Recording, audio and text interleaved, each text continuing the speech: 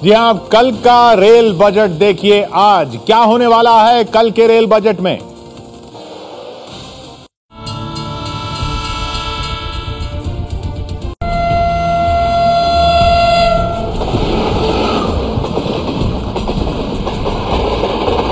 कल का rail budget आज मोदी सरकार का पहला पूर्ण रेल बजट। 9 महीने सरकार चलाने के बाद रेलवे में क्या बदलाव देखने को मिलेगा। रेल बजट से ठीक पहले एबीपी न्यूज आपको बताने जा रहा है बजट की कुछ खास बातें, आपके काम की बातें, वो बातें जो आप रेल बजट में जानना चाहते हैं। रेल का किराया बढ़ेगा या घटेगा?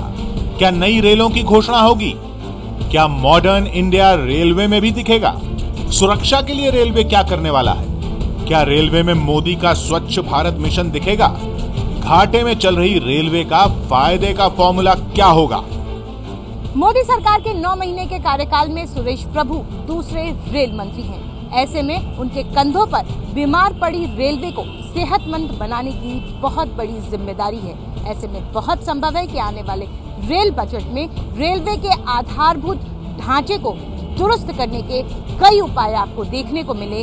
जनता के लिए लोक लुभावन वादे मिले या ना मिले। डीजल महंगा हुआ था तो रेल किराया बढ़ा था, याद है ना। अब डीजल घटा है तो क्या रेल किराया घटेगा? नहीं।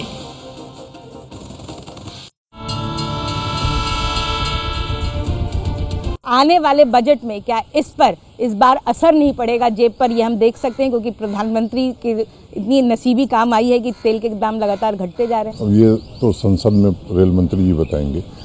उम्मीद रख सकती है जनता इस पर? इसके बारे में मैं नो कमेंट ही कहूंगा। इस सवाल के जवाब को भले ही रेल राज्य मंत्री मनोज सिन्हा ने टाल दिया हो, लेकिन बजट में इस बात की संभावना कम है कि इस बार यात्रियों की जेब पर कोई बोझ बढ़ेगा। यानी रेल किराए में बढ़ोतरी नहीं होगी। लेकिन इस बार बजट में खबर ये नहीं है कि रेल किराया बढ़ेगा, बल्कि लोग इस तरफ देख रहे हैं कि क्या रेल किराया घटेगा। डीजल के दाम में 14 रुपए की कमी आई है, लेकिन पेंच ये है कि बिजली 4% महंगी हो गई है। डीजल के घटते दाम से रेलवे को इस साल करीब 15,000 करोड़ रुपए की बचत हो सकती है। अभी रेलवे के 676 प्रोजेक्ट चल रहे हैं, जिनमें सिर्फ 317 ही पूरे हो पाए, यानी 359 अधूरे हैं। इन अधूरे प्रोजेक्ट के लिए 1,82,000 करोड़ रुपए की जरूरत है। ऐसे में रेल किराया कम नहीं करके सरकार पैसे जुटाने की कोशिश करेगी। सुरेश प्रभु इसका रोड मैप रखने वाले हैं कि ये 1,82,000 करोड़ रुपए कहां से आएंगे।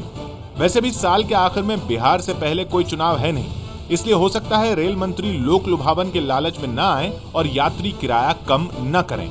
किराए तो नहीं बढ़ेंगे, लेकिन स्वच्छता का सेस अलग से लगाया जा सकता है। यानी स्वच्छ रेल के लिए पैसा आपकी जेब से लगेगा।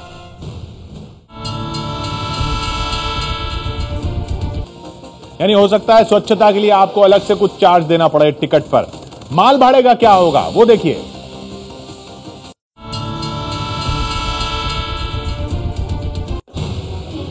पिछले साल से पहले कई साल तक रेलवे ने यात्री किराया नहीं बढ़ाया। इस वजह से टिकट के पैसे से रेलवे को आधा खर्च ही मिल पाता है और यात्री किराए का घाटा 24,000 करोड़ रुपए तक पहुंच गया है। रेलवे इस घाटे की भरपाई फिलहाल माल ढुलाई की आमदनी से कर रही है।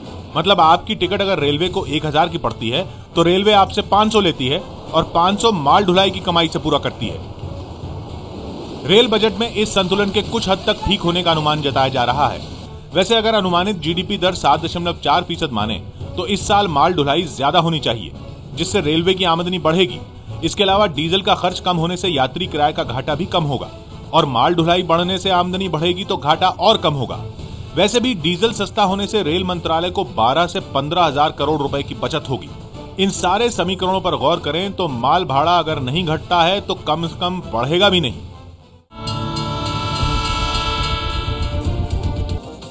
अब लोगों की नजर रहती है नई ट्रेनों पर।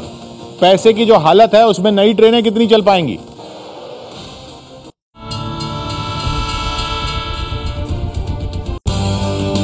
इस बार नई ट्रेनों की संख्या 100 से ज्यादा नहीं होगी, यानी हर बार से कम। पिछली बार 160 नई ट्रेनों की घोषणा हुई थी। बिहार में इस साल चुनाव होने हैं, इसलिए बिहार पर मेहरबानी दिखाने की उम्मीद है। जनसाधारण एक्सप्रेस की तरह बिना रिजर्वेशन वाली ट्रेनों की घोषणा हो सकती है। भारत की गौरवशाली परंपरा को दिखाने के लिए भारत गौरव नाम से नई ट्रेन का ऐलान हो सकता है। पिछले 10 साल में 99 नई लाइन परियोजनाओं पर रेलवे ने खर्च किए 60,000 करोड़ रुपए, लेकिन एक ही पूरी हो पाई है। इसी तरह से 4 ऐसी परियोजनाएं हैं जो पिछले 30 साल से चलती आ रही हैं, लेकिन आज तक पूरी नहीं हो पाई हैं। इन सभी आंकड़ों से सबक लेते हुए और रेलवे के खजाने के खस्ता हाल को देखते हुए बहुत संभव है कि रेल मंत्री इस बार के बजट में सांसदों को लुभाने वाली परियोजनाओं की घोषणाएं न करें। तो ट्रेनें भी 100 से ज्यादा नहीं होने वाली हैं। टॉयलेट को लेकर इस बार खास जोर रहेगा और प्लेन जैसे वैक्यूम टॉयलेट ट्रेन में यह घोषणा होगी।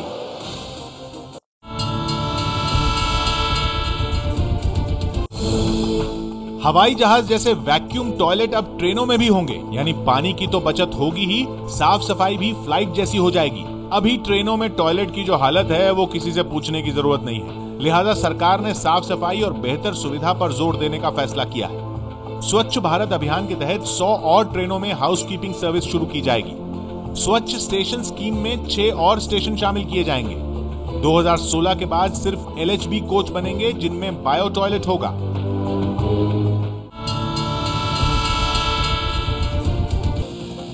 रेलवे को हाई फाई वाईफाई बनाने की कई घोषणाएं होंगी।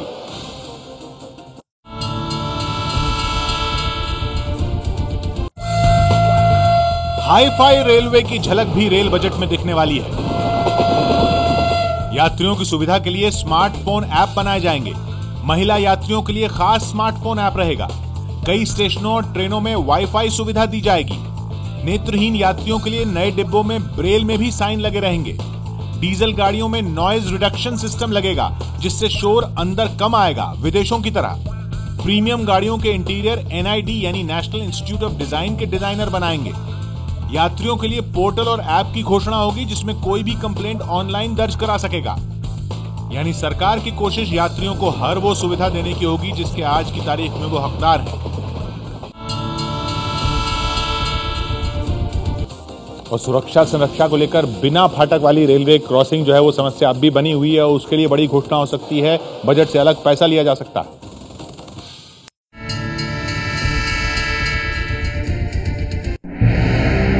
हिसार की ये तस्वीरें रेल बजट पेश होने से ठीक महीने भर पहले की हैं। बीती 26 जनवरी को एक परिवार के 12 लोगों की मौत हो गई थी। कारण था बिना गार्ड वाले फाटक पर ट्रेन और टेम्पो की टक्कर।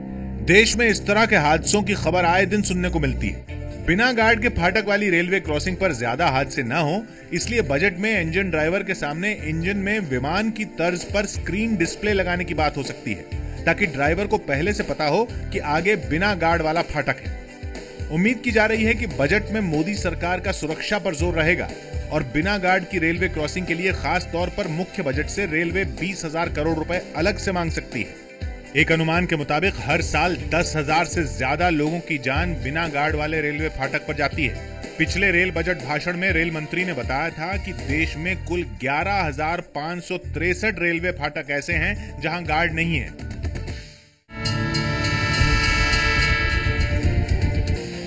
रेलवे में IT के इस्तेमाल पर जोर रहेगा। डब्बों में रेडियो फ्रीक्वेंसी टैग मिलेंगे, पता चलेगा डब्बा कहां है।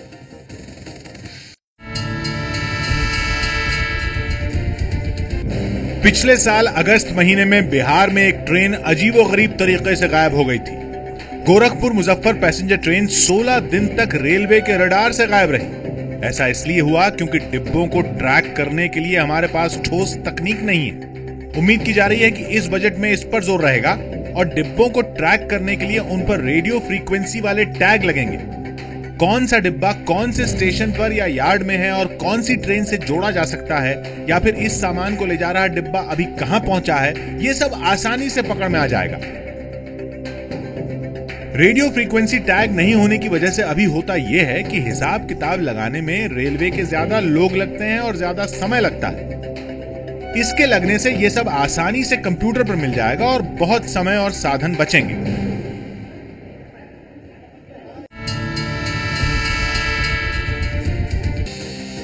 और रेलवे की ट्रेनें जो हैं वो बिल्कुल नए रंग में दिख सकती हैं, स्पॉन्सर्ड, ब्रांडेड, कमाई का भी जरिया। और ट्रेन बिल्कुल ऐसी जैसे मेट्रो वगैरह देखी है ना आपने, एक कंपनी के रंग में रंगी हुई, स्टेशन इस तरह से।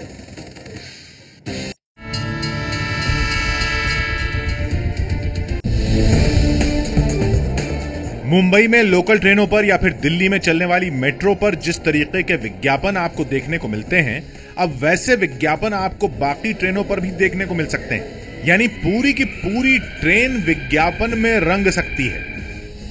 पूर्व बैंकिंग सचिव डीके मित्तल की कमेटी ने ट्रेनों को स्पॉन्सर करने की सिफारिश की है। मतलब यह कि आने वाले दिनों में ट्रेनों के नाम कोका कोला, पेप्सी, हल्दीराम के नाम पर दिए जाएं। मतलब जैसे अभी ट्रेनों के नाम Ganga express, Narmada express, Vaishali express, Purva express है ना, वैसे ही अब स्पॉन्सर करने वाली कंपनियों के नाम पर होंगी ट्रेनें।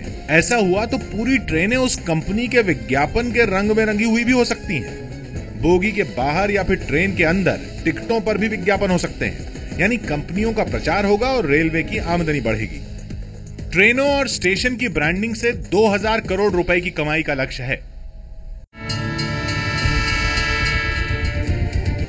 तो 2000 करोड़ ऐसे आ सकते हैं। याद है ना आपको हमने बताया था 1,82,000 करोड़ रुपए जुटाने हैं जो प्रोजेक्ट अधूरे हैं उनके लिए रेलवे के। स्टेशनों पर शॉपिंग कॉम्प्लेक्स तक हो सकते हैं, रेलवे की जमीन का इस्तेमाल हो सकता है।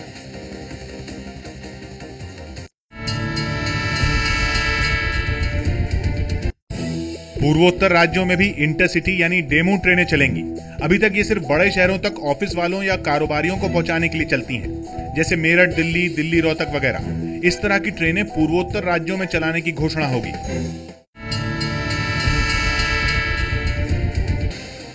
ये माफ कीजिए, हमने आपको बताया पूर्वोत्तर में जो डेमू ट्रेनें चलेंगी, जो डेली पैसेंजर वाली ट्रेनें होती हैं जो बड़े शहरों में चलती हैं, वो पूर्वोत्तर में चलेंगी। पूर्वोत्तर पर खास जोर रहेगा इस रेल बजट में, ऐसे अनुमान लगाए जा रहे हैं। और स्टेशनों पर शॉपिंग कॉम्प्लेक्स, वो देखिए,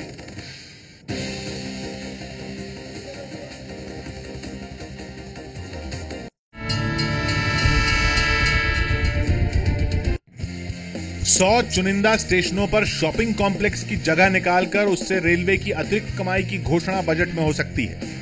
रेलवे के पास कुल 3,90,000 हेक्टेयर जमीन है, जिसमें 43,000 हेक्टेयर इस्तेमाल नहीं हो रही। इस जमीन पर कॉम्प्लेक्स वगैरह बनाकर कमाई की जा सकती है। स्टेशनों को व्यवस्थित करने के लिए वेबसाइट पर डालकर ओपन बिडिंग के जरिए डेवलपर्स को आकर्षित करने की कोशिश की जा सकती है। तत्काल और प्रीमियम ट्रेनों में जो डायनामिक प्राइसिंग होती है, यानी देर से लेने पर टिकट महंगा और जल्दी लेने पर सस्ता, वो सिस्टम कई और ट्रेनों में भी लागू किया जा सकता है। इससे आमदनी तो होगी ही, यात्रियों को भी सीट मिलने में सहूलियत होगी।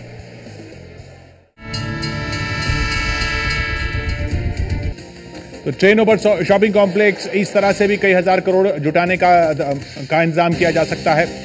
इसके अलावा जैसा हमने आपको बताया कि पैसा जुटाने के लिए कई स्कीमें इस बजट में हो सकती हैं। और देखिए क्या हो सकता है।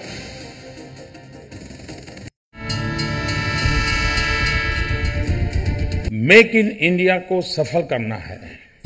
पीएम मोदी अपने भाषणों में जिस मेक इन इंडिया की बात करते हैं, उसका नमूना रेल बजट में देखने की उम्मीद है। ईज ऑफ बिजनेस 200 किलोमीटर प्रति घंटा की रफ्तार से चलने वाली हाई स्पीड ट्रेनों के डिब्बे चेन्नई में मेक इन इंडिया के तहत बनाने की घोषणा होगी। कई इंजन के पुर्जे जैसे क्रैंकशाफ्ट, ऑल्टरनेटर और पहिए इंपोर्ट करने की बजाय मेक इन इंडिया के तहत बनाने की घोषणा बजट में हो सकती है। रेलवे जो कल पुर्जे बाहर से इंपोर्ट करती है, उसमें जॉइंट वेंचर के जरिए देश पर निर्भरता बढ़ने की बात इस बजट में की जाएगी।